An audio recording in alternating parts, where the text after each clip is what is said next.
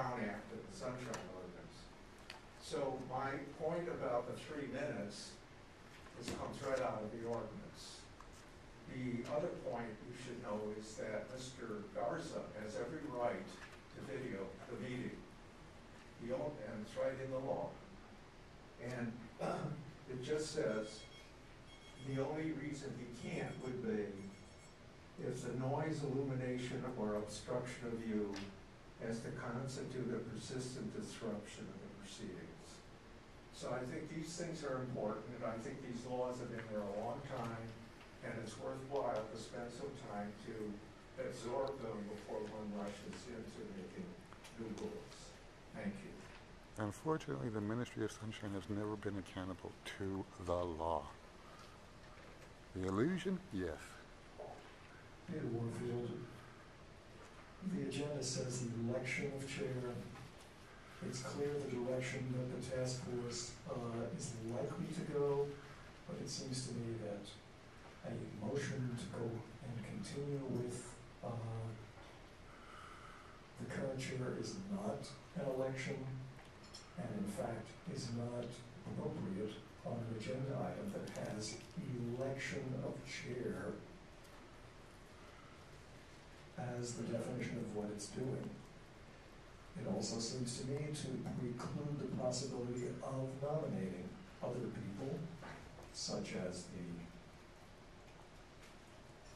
for example, Mr. Oka, and the other things that might go with an election, such as people making a statement about why they would like to be chair and so on and so forth.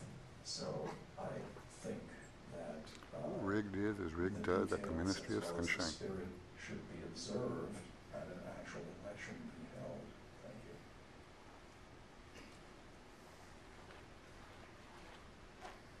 you. Ray Arts, Director, San Francisco Open Government. I'd say if we're running an election, you're really setting a bad example, because this is the most complicated, and I don't know, I don't understand what it is you're doing, who you're voting for, what you're voting for. There's no idea in I think most of the members of the audience as to what exactly is going on here. This is the most discombobulated thing I've seen in a long time. And I would like to make a comment relating to Mr. Grossman's comment about the 3-minute limit. The idea of the Brown Act and the Sunshine Ordinance Task Force, Sunshine Ordinance is to allow maximum openness of government to the public. And when I read section 6715, it says, each member of the public shall be permitted to be heard once for up to 3 minutes. I believe that is the choice of the speaker, not you. It is not, that is not intended to allow you to limit the speakers. It is allowed to the speaker to say, if I want to speak for 1 minute or 2 minutes or 3 minutes, I can do it. Because that makes the meeting open. Simply taking an arbitrary decision and saying, because of this, that, or the other thing, we are only going to give you 2 minutes, is contrary to what the law actually says. A clear reading of the law says a speaker may speak up to 3 minutes, and the only restriction is that all members have to be given the same length of time.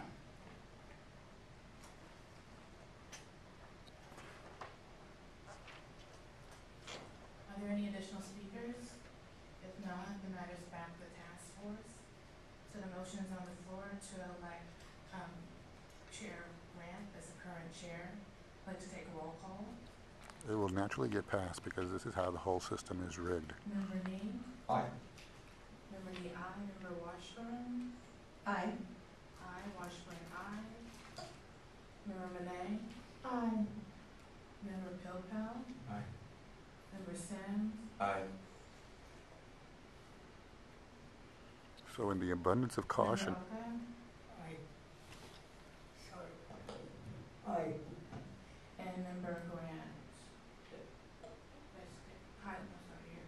Member Highland? Aye. Okay. And Member Grant? Aye. You have 7 ayes. Great, thanks.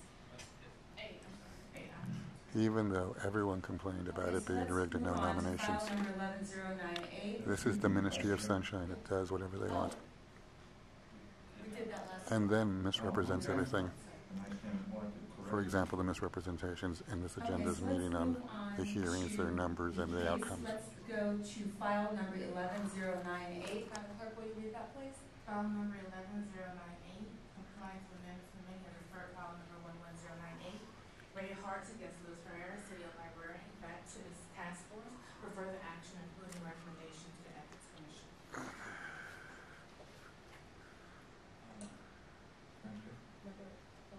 Can I just ask about packet pages 14 through 17?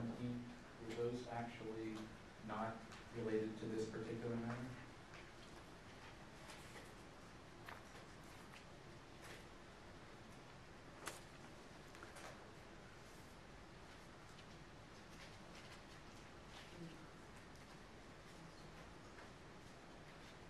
Page 14 has 11098 on the top, but it appears to relate to an Arts Commission matter, and 16 and 17 have a different file number, and also appear to relate to a different matter.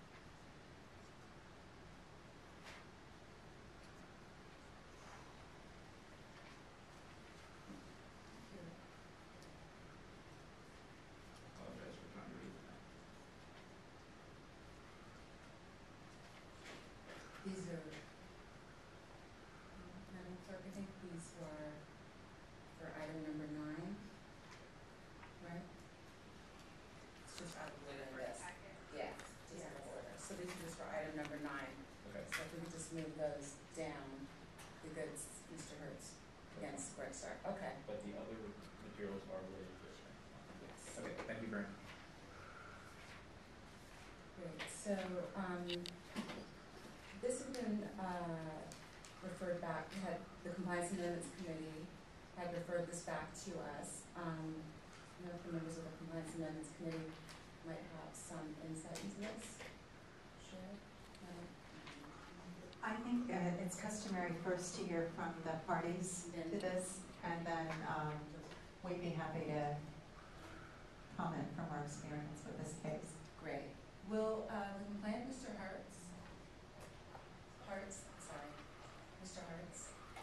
with 5 minutes. 5 minutes? 5 minutes. Yes, and Ms. Salisbury, if you can let me know when I have 1 minute left, please. This is actually a very simple matter. The task force in previous rulings 10054 and 11054, as well as 11088 and 11071 have ruled multiple times that in the minutes means in the body of the minutes at the point where it occurred in the meeting. Subsequently, although these orders of determination have gone out to the Library Commission repeatedly, they have continued, and this complaint is about 2 additional Library Commission meetings at which they approved 3 sets of minutes in which the 150-word summaries were again not included. So this is a repeated violation of the issue. Now, what complicates this even further is I have in my hand a copy of the draft minutes for the San Francisco Public Library Commission for October the 4th, 2012, which is on the agenda for Thursday at their meeting. And what they have done is they have started to include my 150-word summaries in the body of the minutes in accordance with what has been directed multiple times by this commission, and then taken another member of the public and put theirs as an addendum. So basically, I don't know what their position is, and I have asked them repeatedly at every single meeting for the last 4 months, what is it you're doing? Are you following what the Sunshine Task Force told you to do, or are you not? And are you putting the position of the public in the position where every single person who wants their 150-word summary included in the minutes, which I have fought so long and hard for, has to then come before you again and ask for the same thing? Basically, my feeling is this ruling, or the multiple rulings, should cover anybody who submits a 150-word summary, and they should go in the minutes at the point where the comments were made. Because anything else, as I've said multiple times, is really nothing but an attempt to disconnect it from the actual thread of the conversation, and as a result make the minutes much more difficult for members of the public to understand, and very often to subdue the comments that the person is making so that the individual doesn't understand that. Mr. James Chafee is a 20 to 30 year attendee at Library Commission meetings. I certainly think he has the right, if he wants to summarize his own comments, as I have, to have them included in the minutes. And I think this case is two things. One is finding Luis Herrera, who is the person who is in charge of all of this happening, because he is Ms. Blackman's direct supervisor as a city employee. He is a person who is subject to the Sunshine Ordinance and the appropriate things, and can be held accountable by the Ethics Commission. And he has failed to take care of this, and he is allowed also to continue other members of the public's comments to be put in as an addendum. And he needs to, either fish or cut bait. Either acknowledge that, my comments are where they're supposed to be, and ergo everyone else's should be where they're supposed to be, or else, tell us what the heck it is they're doing, because I can't figure it out. And I think after 2.5 years, it's way beyond the point of anything acceptable. Thank you. The respondent.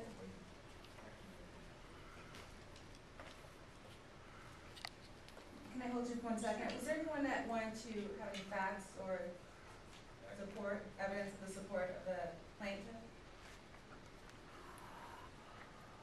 Actually, my name is Jason Grant Garza, and I do have facts and evidence in support of the plaintiff, especially when he was making the comment about having multiple rulings in his favor and then things not being held accountable in that fashion. For example, there is a complaint log here and in a case number 11081 where it is stated that, it has to do with me, the Department of Public Health, medical records. I am pointing this out. There was prior rulings. The medical records were under Sunshine. Yes, this is exactly what he is talking about.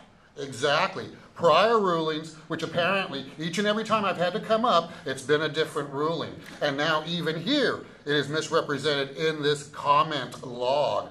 However, like I said, since everything's been changed in the agenda items, I may not be here to comment on it.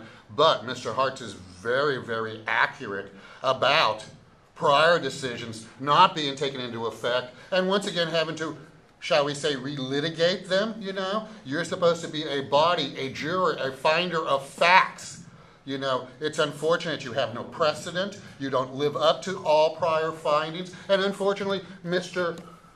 Hertz has to come back up here and say the same thing over and over and over again at the Ministry of Sunshine. The Ministry of Sunshine, whose